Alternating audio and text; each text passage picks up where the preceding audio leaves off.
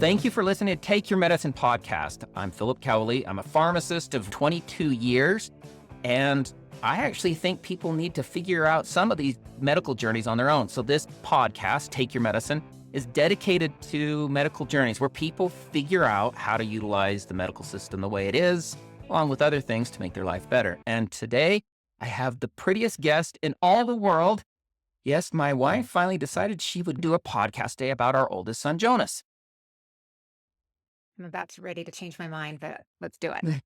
So Jonas has some special needs, and mostly what we see with Jonas is a lot of speech delay, a lot of processing issues. Impulse control. Oh, impulse control, that child. Luckily, not in a terribly negative way, but just... Yeah, remember when he scratched our car with that fake diamond thingy? Yeah, he drew hieroglyphics in it. Yeah, he was way, way big into the Egyptian stuff. And next thing you know, he's got our brand new Tahoe's got it's just scratched in there. And he was like 8 or 10 by then. Yeah. So Well, this week he went and bought a desk. Just out of the blue. Yeah. So he's 23 now. Yeah. And he doesn't listen to anything I do. So we get to talk all we want because he won't listen to it because we don't talk about gaming. Yep. So as long as I don't mention any games, we're solid. But where I want to start with this isn't necessarily where we're at now, because we've become experts. Well, somewhat expert. We're good at the in-betweeners. I always call those kids the in-betweeners because you've got the kids who have disabilities that are so large that they get automatic help, the system's set up for them. And then you have the regular kids that kind of slide into it. And then you get these kids, and there's a lot of them now, that are in between. They can't quite make it on their own, but they're not really disabled to a point where there's programs. And really nothing is set up for them to succeed.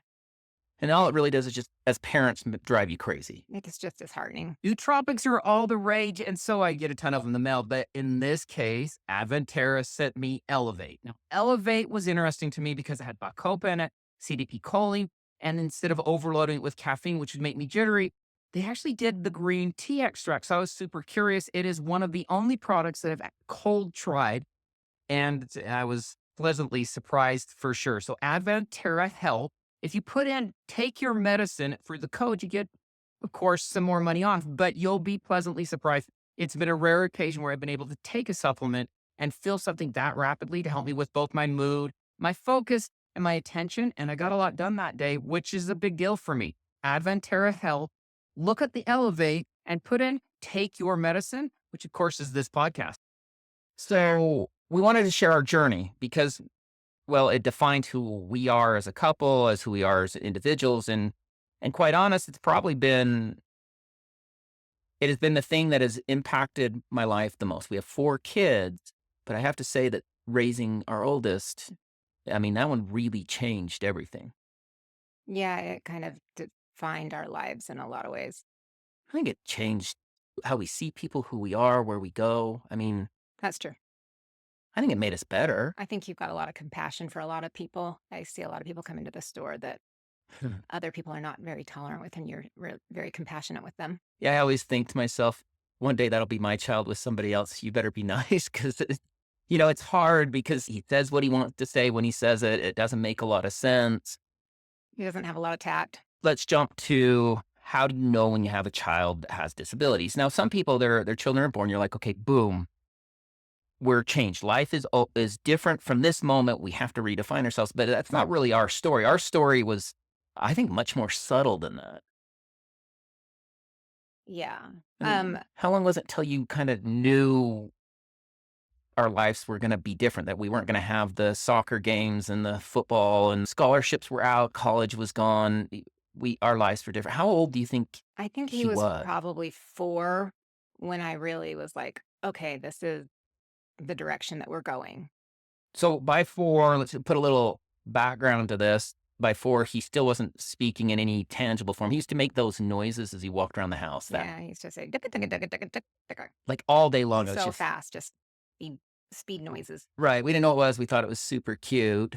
And then he was still, it took him, and I'm really glad he doesn't listen because he would be embarrassed, but it took him to like 5 or 6 to be potty trained. No, he was 4, but that was interesting because I couldn't potty train him because he didn't talk. So we had like this communication issue. He's also stubborn.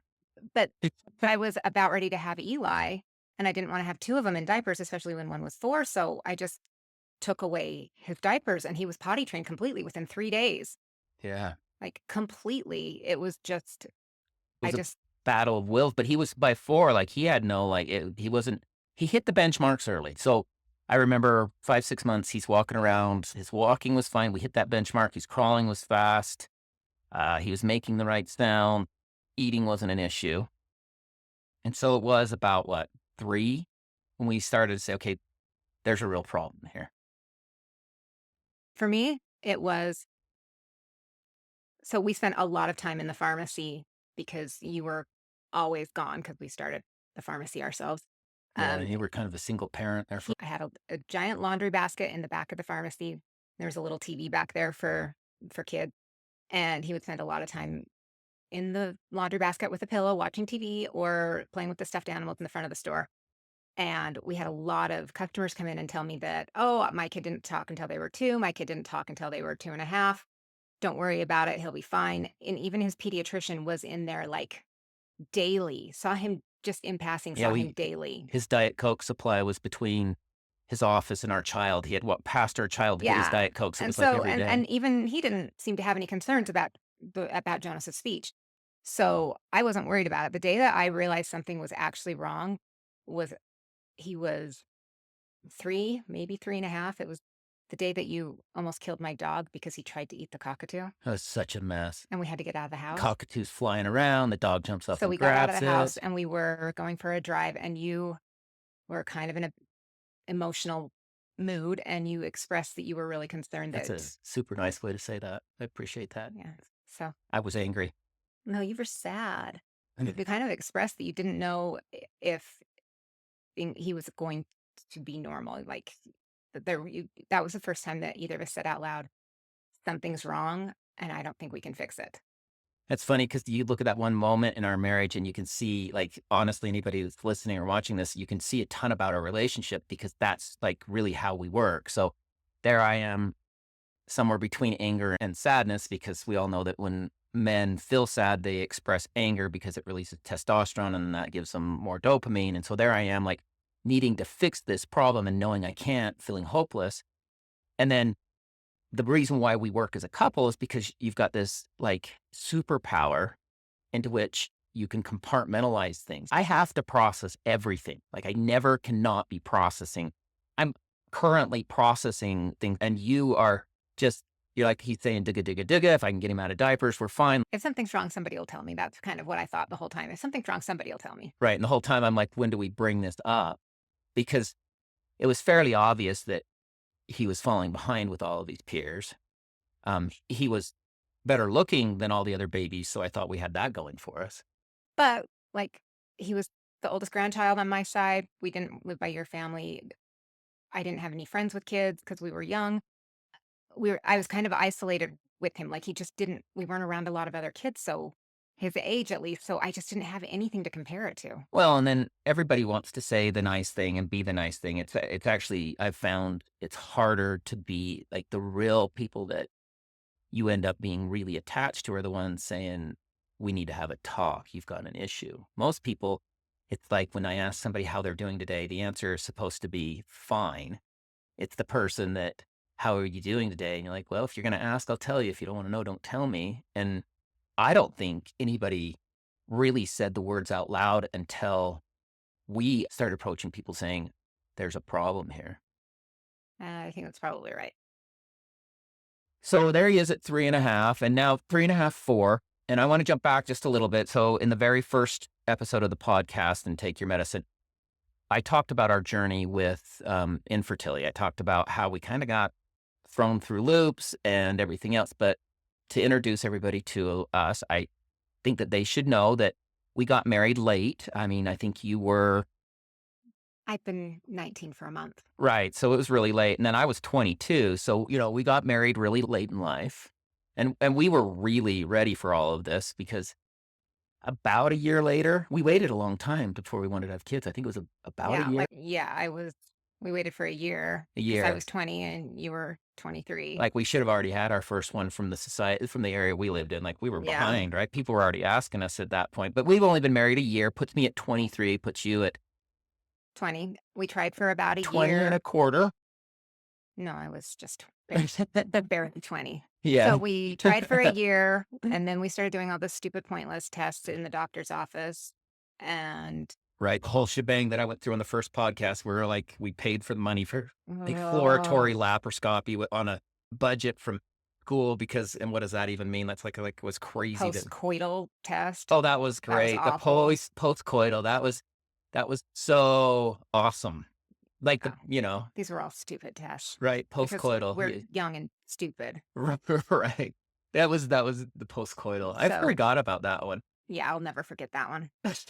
Then, so we finally start doing the IUIs, and we did 2 IUIs. Right. And then on a whim, I was 2 days late and took a pregnancy test, and it said I was pregnant. I was like, well, there's no way that's possible. But the second IUI actually took. And So- we had Jonas 2 days before our 4th anniversary. And like I said, we didn't really even start processing there was a problem because, I had to get through pharmacy school. We moved up to Logan, started the store. We were busy. But it didn't take us that long to decide. I think Jonas would be under 2 when we decided we wanted to start trying again. Yeah, probably. So we wouldn't even realized at that point that there was an issue. I mean, if you look back at it, I didn't realize we wouldn't have thought anything. He was a little late on things, but he started walking at 11 months, and he was up and running as soon as he started walking. man, he's making those gurgly, burgly, sounds that he always did. And it sounded like he had all of his sounds at that age. Right, life was still his same. Like he could eat fine. Like all of the things that you worry about, he was fine. Yeah, I mean, he was still going to be my little climbing buddy. We had all these adventures. Like life was just going to go exactly how we planned it. Still at that point, he was active. He seemed to have good muscle tone. Everything seemed fine. Then we decided to have another child, and that's where we really started to dig into the immune system issues. Right. Yeah. So we probably waited for a year and a half before we started trying for Eli. Yeah, he wasn't that old. I mean, I remember it wasn't that long. Because we knew there was a possibility we would have issues again, so we wanted to. As we're going through with Eli stuff, if you go back and listen to the first podcast, I kind of explain how after we spent, thousands and thousands of dollars, and really, to be honest, that whole process probably kept the pharmacy alive for a while with some of the, learning how to compound everything. But that was about the time we were crossing off 2 different things. So there, the day comes, we're standing in the kitchen. We traded a dog for a bird. We wanted to get rid of a dog. So we traded your brother. We gave them the dog, and they gave us this bird because this bird hated my brother and would attack him. So I always wanted a bird because I'm a dum-dum, and we didn't like the dog. So we thought we'd like one, and then that bird, which we were just sort of watching it, like it wasn't like a trade yet. It was like it was your mom's dog. I don't know why we had your mom's dog. Right. We didn't know if it was a real trade or not. And so this bird flies across, gets on the table, and the demon dog jumps up, puts the thing in his mouth. At which point there was a struggle. There was a moment where you tried to kill my dog. There was a moment of true restraint. Like the patience of your husband at that moment was that dog was evil. Well, and it was a bad day at work, but we didn't kill the dog. In fact, we didn't even hurt the dog. We got the bird out of the mouth.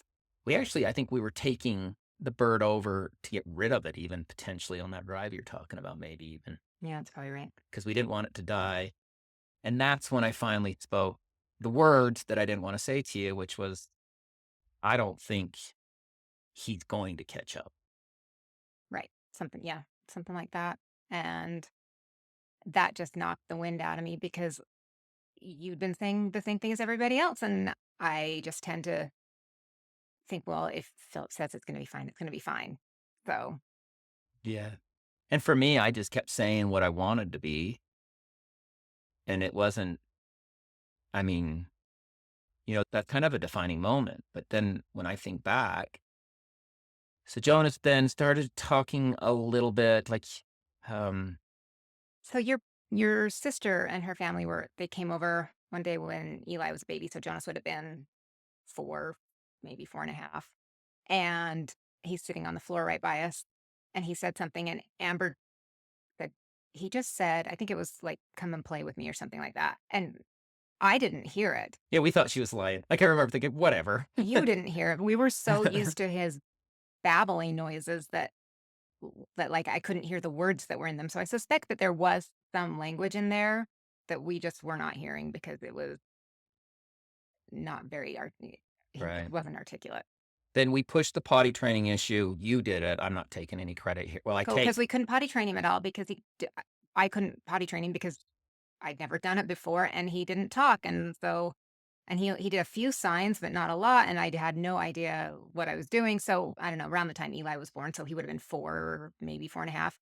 I just took away the diapers one day and he was completely potty trained within 3 days. you know, Jonas has been a master manipulator of the situation. So we always look So at it because of his, like, because he's got this disability. So he has a hard time speaking, which he does speak now. He's still missing some sounds. But I mean, if you want to talk to him, he'll talk to you all night he long. has kind of poor muscle tone in his mouth is kind of, Yeah. And he was lazy because it was harder. He didn't want to work at it. So he was in speech therapy, which it was just a fiasco because he didn't want to be different than all the other kids. But the whole time he was in school. like, Though. it was such a nightmare, the whole thing. But he was, even with potty training, I swear the child just was manipulating. Like, he kind of knew where he could get away with what he wanted to at times. Yeah, quite possibly. But I was surprised that he was like, as soon as we took away those diapers, he was good with it. He didn't have any accidents after the 3rd day. No, I mean, he was ready. I just think he was just didn't want to do it. I mean, he used to get away with so much. Remember when he poured sand in Andrew's ear just because he thought it'd be funny? Andrew's they're taking a nap and he'd pour sand. Like, Jonas never got in trouble. And he's got this funny little personality to him, so you're not quite sure what to do with him. But I think he was always smart enough. Like, I remember going to a lot of his, from that point, he's already in the program. It was up to 3. We put him into up to 3, which was kind of rough on me, to be honest with you, because he had to go to that school in Summit and he was in with the severely Oh, disabled kids that would scream. that was the school district summer school program. He qualified for summer school, and we didn't want him to. They didn't want him to flip during the summer, so they would just take all the kids from all the schools and they would rotate schools. So he was in summer Would you school. do that again if it would have come around knowing what you know now? Would you put Okay. him in summer school? I'm coming back. I just was just thinking that right now. Would you? That year, I was pregnant with Zeke, and I was so overwhelmed. So, I mean, you didn't want to send him, and all I could think is, I can't handle him That's all way day, fair. every day. He needs some. No, that's way fair. I just remember sitting down, like, it's funny because when you have a child that has these disabilities, at the very beginning, everything that everybody throws at you, you're like Johnny on the spot, you're on board 100%. And then retrospective, you're like, well, that was a huge waste of time because he wasn't ready for it.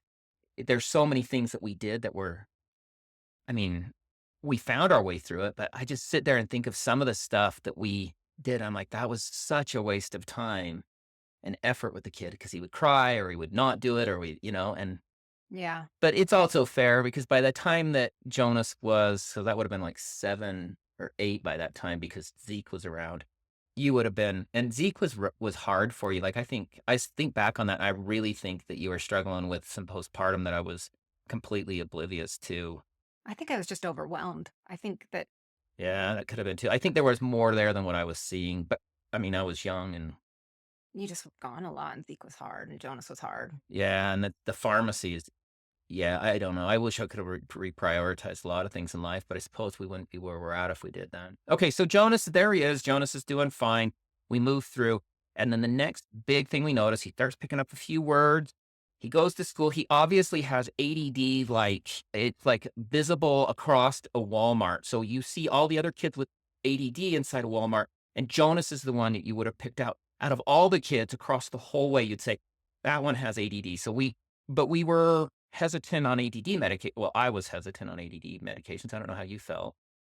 I think that, well, I grew up in a house where my mom would tell my brother to go take his Ritalin every time he moved. Right. So, I had that same, like, if you were like But structured you had parents. if I medicate my kid, I'm a failure syndrome. Oh, absolutely. So we decided to start treating his ADHD, and immediately he started reading. Right. So there was that. There were 2 different pinnacle times where I just came to the realization. So there I am. I own my own pharmacy. I sell hundreds of prescriptions a month, maybe more for ADD. And I'm like, oh, I don't want to do that. And I almost think that Jonas changed the way that I see ADD, and I think that that has now impacted a lot of people. A Probably. Yeah. and so it was funny though, because I most certainly was if you have to treat the kid with ADD medications, you should exhaust everything else first, and we should have, like, folded on that years earlier. We gave it to him, and he started reading immediately after the So ADD what would even, medications. I think he was second grade when we started treating his ADHD. And yeah, like, because they were trying and he was, but as soon as we started treating it, he started to read and he started doing a lot better in school, But then we got zombie Jonas. which we didn't even know, which was interesting. We had to pick him up early because you had a family thing. And so we picked him up early from school one day. And that was the first time I had seen him on his medication and he was a zombie. And we felt horrible. Yeah, that was a bad day. So with kids, when you start them on ADHD medications, what you see is there's dose-related effects, and so you get the good part of the effect, which is they get to focus, concentrate, they have more impulse control, but the bad part of it is that their brains are so overwhelmed, you always see a change in personality, like, it's really a thing, and I remember with Jonas, we started him out, and we just kept moving the dose up according to what we were hearing from the school district. Like, we started out low, and they're like, "Okay, that works, but we need a longer acting," and we were up, and I remember we went from 5 milligrams of methylphenidate immediate acting to 20 milligrams long acting in, I swear it was 2 months. Like, it was quick because the teachers were seeing such good And I results. do have to say that his teachers were genuinely invested in him. It wasn't that they just wanted him to sit down and be quiet. His teachers loved him and were genuinely like excited to see that he was learning and doing well in school. And that's a lesson that I think, we've both learned from being parents is that there's no good answers, there's just worse answers. So, like, That's yeah. you think as a parent, you're like, "Okay, I choose the right thing, it'll work out really great, everything will be fine," and then some point in parenthood, you realize, "Okay, they're all crappy answers, like, everything is terrible, but this one is less terrible at this point, so I'm gonna take that less terrible answer," and I think that's what one thing with having a child with disability taught me right away was there's no utopia, there's no the happy ending does not look the way that you see, there's no that kind of stuff, and I think it's like, as a parent, that it makes me happy that I learned that lesson. I just wish it wasn't at the expense of my child. The most important job any pharmacist has ever had is either making somebody start to use the bathroom or stop or make them regular. In fact, that is the question you get most of the time in the pharmacy. And forever, I told people to take Miralax, and I was so wrong.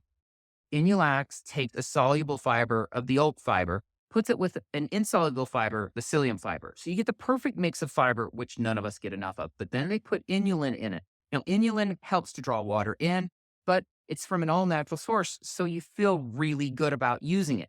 Inulax.com, put in medicine 20. That's the code to help you get an extra percentage off. And inulin is fantastic for making everything flow good. And when that flows, the rest of your life's great. Inulax, put in medicine 20.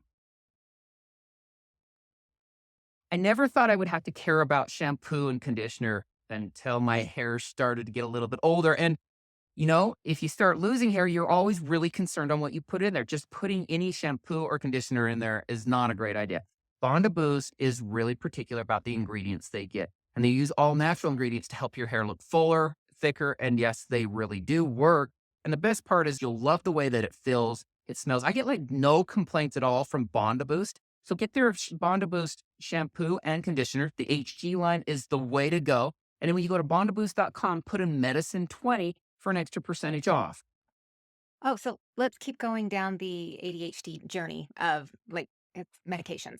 Okay, so we're going to are we going to the meteor? Yeah, the meteor. The meteor incident. All right. So Fourth grade. fourth grade, we've moved his dose up. He's now on 40 milligrams of methylphenidate, give or take. It's coming to the end of year testing, which we found out later is a trigger for the kid.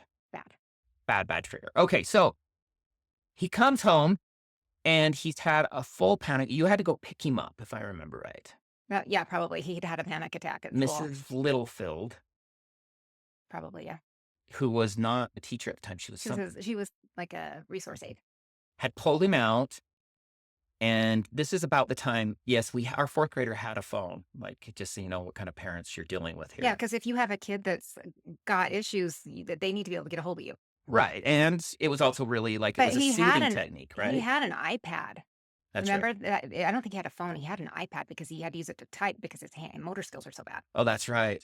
But on that iPad, we had stories. Like he was big into stories Hmm. from, which now retrospectively tells me a lot about the behaviors because ADHD people really love having soothing stories in the background. It allows that it helps calm their brain. And he's definitely on the spectrum as well. So he's a lot of things Right. going. But we didn't know that at the time. We just knew that we turned on the stories and he got better. So you get the call and I think you had to go pick him up Hmm. because he was freaking out. So he comes home and I remember he went straight to his bed. Like he wouldn't come out of his bedroom. Yeah. No, he was terrified to go outside. So he was there in his bed when I come home and you explained it to me. And then me being the all knowing, super smart, brand new parent, which is sarcastic because anybody who's had kids knows if you think you know anything as a parent, you're not there yet. You are better about being compassionate about things like this than I am. And I mean, obviously, I Not was, this time. You well, were way better. by the end of it, I was like, well, I don't even understand why this is a thing.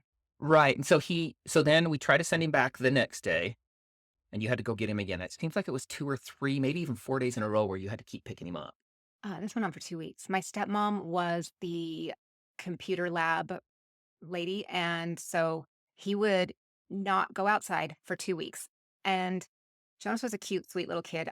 All of the teachers loved him and all of the aides loved him. And we were really fortunate because they were very accommodating. But he spent every break, every recess, every lunch break in with my stepmom with Headphones. his headphones on. They let him wear headphones during class, and I had to pick him up from school most of those days. Like he stayed the whole day, maybe 3 or 4 times over the course of 2 weeks. Well, quite honestly, he's a trendsetter because now that seems like there's always like 7 kids walking around with headphones on. So, I mean, he was ahead of the curve on that one. But at that day, he was the only one that did it. So when we break down to why he was feeling this way, so what sent him home, everything else, he was sure that we were all going to go out the same way the dinosaurs were. He was waiting for the next meteor to come and hit us. And he was so afraid that he didn't want to go outside in case the meteor came. Am I missing anything? Is that That was basically it. but it took a little while to get it. And I remember we were into it pretty deep. I don't know how far. And I decided that tough love was the right decision. Remember when I decided that tough love was going to be the way to go? I don't remember exactly. So I mean, we had Zeke and we had Eli at this age. Hmm. We were running on no sleep. I think we had Finn too. Yeah. And this is like the first time that the state of Utah's Department of Licensing decided to come out. First. Well, it was one of the times like the pharmacy was like, Yeah. and it's always like the way that dad goes, when things, you try to explain your behavior as a parent by putting it on work, which isn't, guess it's just what happens. But I remember going in and I wanted tough love. Now, this is the child that couldn't speak, that took forever to get potty trained. I mean, he obviously had disabilities. And I went there and told him that he just needed to toughen up and he just needed to go back to school. And I decided that the reason why I was going to do it is because if he didn't if he didn't get back on the horse, he was never going to ride again. I think I was wrong. I also think over the course of the 2 week, we both became more, how should I say this? We became more aware of how severe the situation was, and we developed a lot more compassion over the course of the 2 weeks. Because at first, it just seemed like we needed to just nip this in the bud and get him back, back to normal. But So we go up there and I talking to him. We had tough love. Next day he goes and he is just sobbing because he's trying to be brave for dad. He comes home again. And as a pharmacist, it should have hit me earlier. That was the minute I'm like, what if we just don't give him his pills? you know what should have been a big old red flag for us? Like something that we should have. He didn't have eyebrows or eyelashes. He had been picking out all of his eyebrows and eyelashes for like 9 months. All of fourth grade, he didn't have eyebrows. Probably for like 2 years, he didn't have eyebrows or eyelashes. So, I mean, I understood how methylphenidate works and everybody that's out there just, I mean, the way that any stimulant works, you end up getting both the good and the bad from it. But he was succeeding at school. And I thought that the cost of success within the school district, and within school, the things he was learning was worth what we were seeing. So we're like, he picked, and then, we already had him on melatonin because he couldn't sleep, and sleep is a whole nother like way crazy thing. And then at some point I realized, what if we just stopped giving it to him? And I remember when we quit giving it to him, the next day was better. And by the third day, he was still afraid, but he was functioning again. Mhm. But then we had the decision that was just miserable to make. And that was, do you medicate your child so they can do well at school?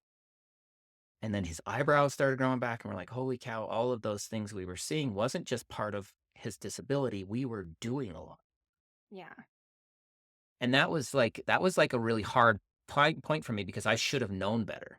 Like I kept thinking I should have known better. We even started him on an antidepressant, and that was a rough one for me too, because I thought to myself, he's never like, I haven't seen this side of him. He's so young. Why are we having on antidepressants? And I think if I remember right, we got him a lower dose on methylphenidate. We got him off the antidepressant because he no longer needed it. And then that was when we went from 40 milligrams at that point. By the time he was a senior, he was taking 18 because we were able to use the medication, but he didn't have to go as high. And if we went too high, his eyebrows started going. So it was like that, come on with those bright red eyebrows because he'd Start pull them pulling off. out his arm hair and leg hair as he got older. So then we'd drop it. And so we always had that struggle between ADD and the side effects. And so I Well, think, and we tried all the medications. We tried well, Adderall, and that remember was what happened with worse. Adderall? No, He cried for like 3 days oh, straight. that's right. He cried. Vyvanse gave him the worst anxiety. Right. We tried like every single one of them. And with him, it came out that methylphenidate was the most appropriate. And it's really frustrating. That has been so frustrating because he doesn't respond well to any of them. He does the best with that one. He can handle Adderall now, but he truly, truly cannot function without it in No. society. And he still hates it. Like, He- that's the other thing. Like, it's like, here he is, he's 23. What we learned from that summer school program was that, yeah, we want him to have something during the summer so he doesn't slip behind, but let's just do tutors. So we've had a tutor since he was in first or second grade. Right. And That's when Cam started. and the thing about teachers is this, and I love teachers because what they do for the money that they get paid, it like was super easy for us to find a teacher in the summertime to pay him to like a full teacher, somebody who's graduated to be his tutor. And I was like, I almost felt like it was robbery. I'm like, I got to pay you more than what I'm paying you for this one-on-one because of how little they get paid. But, they get paid so little, you can get teachers. Yep. So we started Cam when Cam was still in school, and what? Yeah, he helped Jonas graduate. We had him from like second grade all the way till he graduated. And in the state of Utah, kids usually take seminary so that you got this extra credit because they make it so you can actually graduate almost a year early if you don't take seminary. So we didn't have him in seminary, and we gave him extra study periods. We didn't let him come home. So he'd always have hours where people would help him for the most part. And he did the summer. You would take classes online in the summer. Yeah, let's be completely honest here. In the summertime, I'd sit next to him and do almost all of the work, but he would have to take And all the then tests. Cam would like drill it into his head, and he could take the test. And he could pass them. So because I had decided all the way through high school that he needed a diploma because he's an in-betweener. Without a diploma, no matter what it was going to take, we were getting him his diploma. So we brought in tutors, we helped him with homework, we did everything, and we got him a diploma because I had a plan. This time I had a plan, and this plan was a little bit better versed. So we would go to IEP, which anybody that has kids with disabilities would know that the IEP is to help them graduate. And we decided that we needed to get him his diploma. And with that, we got to the point where he got his diploma when he graduated. And we got him inside of one of like 6 programs in the nation. Isn't that sad? There's like 6 programs. They're called adaptive programs. And they're hard to find. And we happen to have one in town. And it's really just by the grace of God. Like, it's not like we searched it out. We went and saw some others, but Utah State had an adaptive program. And it's sad, though, because those kids that are in betweeners, so with this whole process that we have, those kids that are in between, they have such little options life moving forward. They get through high school, and you think as a parent, high school's there. And I remember sitting a lot of nights being angry and sad because my life was so much easier than his. Yeah. I don't even know what to say. Yeah. So he's now 23. He went to a 2-year adaptive program. He holds a part-time job. He changed my life for the better in every single way. It's one of those things where you're like, okay, I couldn't be who I am today. But if I had advice to give anybody, the first thing I would tell people is that don't believe anybody else is going to be an advocate for you and your child because The system is like overrun. It's not the people, but the system is just overrun with individuals. What would you like? Somebody comes to you and says, okay, I've got a kid who's an in-betweener. What would I tell him to do? Mhm. All of the friends that we have that I talk to, I tell them, make sure you do as many classes during the summer like we did with Jonas. I always tell them that don't look at the benchmarks. Like the worst thing you can do, like that moment where you realize that soccer games don't matter, that Jonas went on one date, high school. Like you have to start separating yourself out as much as you want to be one of the other parents. You got to go find other parents who understand you. Because if you don't, you will go home sad and angry like every night. You have to just start saying, okay, I got to go find somebody else with an in-betweener, and you've got to find that support network. Yeah, we've been lucky that we've got like 3 or 4 friends actually that have kids in similar situations, which if there's that many of them, why are there not more options out there? I think that there will be more options, and I think it has a lot to do with finding your way through it and using the school systems properly. So that's our oldest child, and I think it really has defined a lot of who we are, and I think that I think Jonas has made the world better in so many ways, and I think one way that he's done it is I look at a person now a little bit different. Like every person that walks in, I think that's somebody's son, Somebody's kid. that's somebody's kid, and at some point, that dad sat in that room and was sobbing because he knew he couldn't fix that problem, and I don't know if I would've learned that lesson without Joe. Yeah. This is Take Your Medicine podcast, and this has been Philip Cowley and my lovely wife, Andrea, and we appreciate you listening. And any of you who need support or have children that are in betweeners, reach out. There are so many good groups you can join. Know that you're not alone, and please just go give that kid a big hug because whoever they are is just perfect. They don't have to be anything else.